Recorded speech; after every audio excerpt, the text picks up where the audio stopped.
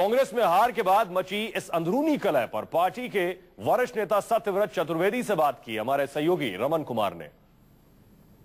लोकसभा चुनाव में करारी शिकस्त के बाद अब पार्टी के नेताओं को ऐसा लगता है कि कहीं न कहीं कुछ गलती हुई है। मिलिंद देवरा ने ये बात कही है कि कांग्रेस पार्टी को तय करना पड़ेगा कि वो एक राजनीतिक दल के रूप में काम करे या एनजीओ के रूप में। सत्यव्रत चतुर्वेदी जी, मिलिंद देवरा की भावना से आप सहमत हैं? मिलिंद देवरा ने जो कहा है उसको मैंने आज देखा है।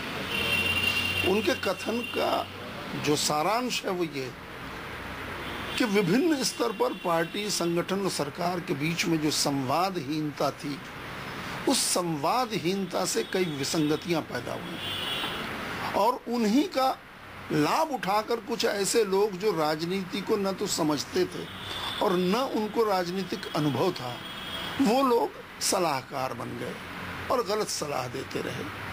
सारांश उनकी बात का ये है।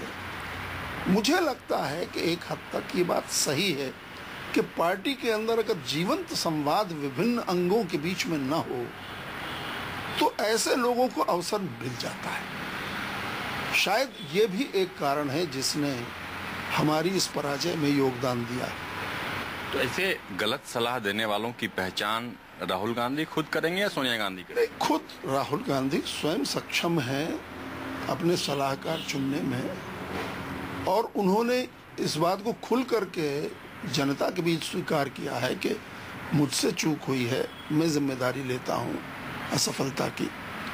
तो निश्चित रूप से उनके मन में ये खुद भी विचार उठा होगा कि भाई किन कारणों से ये स्थिति बनी।